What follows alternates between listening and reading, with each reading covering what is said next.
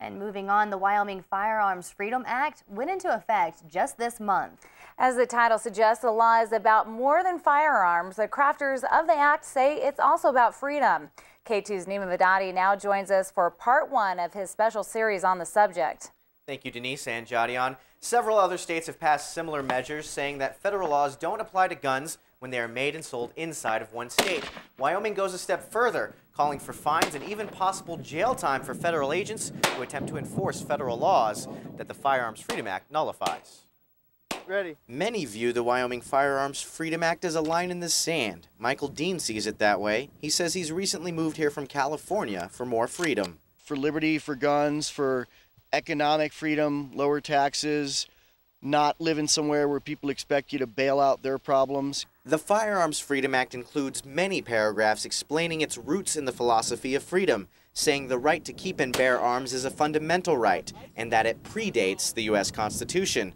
The state Senate passed it unanimously. The governor signed it, but wrote a letter to lawmakers expressing some concerns, saying it's much more than a symbolic act, and that it seems to imply that the state legislature and not the U.S. Supreme Court is empowered to construe the reach of the U.S. Constitution. 10th Amendment and nullification advocates say that's the point. The idea is that since the U.S. Supreme Court is a federal institution, it has a conflict of interest in disputes between state and federal agencies, and laws like the Firearms Freedom Act are a way for states to check federal power. It's nullification legislation. We're saying, you know, you're reaching too far with your gun regulation, and we're saying we're going to nullify it. No, you don't have the power to reach.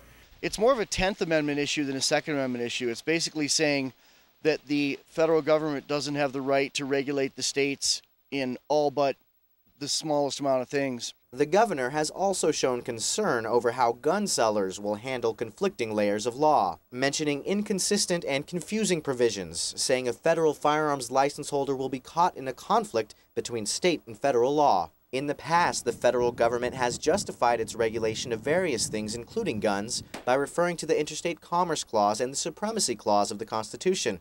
The Firearms Freedom Act attempts to avoid the Interstate Commerce Clause, since it concerns guns and ammo made and sold inside the state. But for Michael Dean, it's a philosophic matter, much simpler than the legalese. Washington, D.C. has no right to tell me what to do with a gun in Casper, Wyoming. There's no connection. My gun can't reach them. I'll never go there. My guns will never go there. They have no reason to have any kind of commerce interest whatsoever.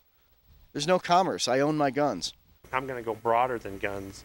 I think whether it's wolves, whether it's health care, whether it's cap and trade, whether it's the Environmental Protection Agency coming in and saying, defining what's water in Wyoming, in your own backyard, I think all those things have to be challenged.